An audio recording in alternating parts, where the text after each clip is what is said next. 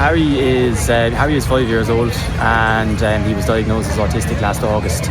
And since then, he has applied to 7 different schools in the Waterford city area, and they're the schools that we deemed appropriate for his educational needs, and the ones that we feel will allow him to participate in his community.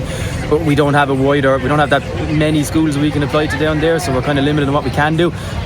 But he's been rejected from every single school that he's applied to.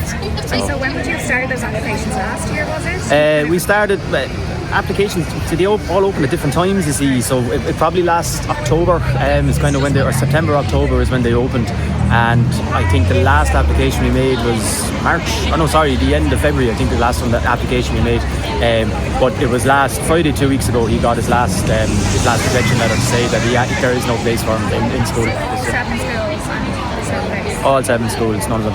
So coming up to this September, obviously things are looking not great.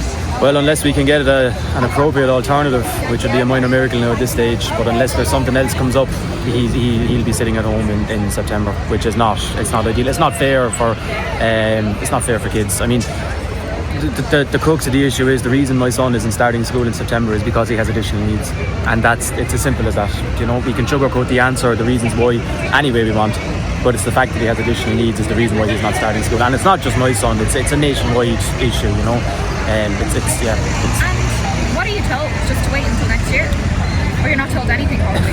Not really told much, to be honest with you. I mean, he gets refused for various different reasons. Usually it's a space issue. So I think he's ended up on a waiting list as such. I think he was 19 on one list. Another school didn't even put him on the list. He was probably so far down the list there was no point in putting him on it, you know, that kind of way. But they don't necessarily give you a particular reason. But the reason is there's no funding. There's just no spaces available. It's a lot of worry. Do you know what I mean? It's more worry just to make sure that he gets the right place. You know what I mean? I mean, look, I'll apply for schools. I'll apply for my daughter, say, in 2 years' time when it comes for her to go to school. We'll apply to the same 7 schools that we applied for Harry. The reality of that is she'll probably be offered 4 places in those schools, and maybe 1 or 2 of them will call back asking us, are we going to put her into that particular school? That's not fair, you know what I mean? Like, why?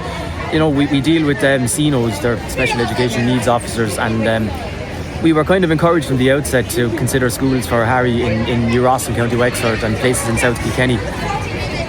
You know, why should I have to send my autistic son to school in a different county?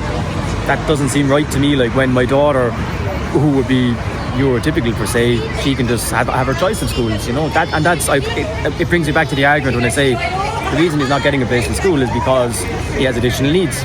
There's no other reason for it. You can sugarcoat it any way you want, but that's what it boils down to.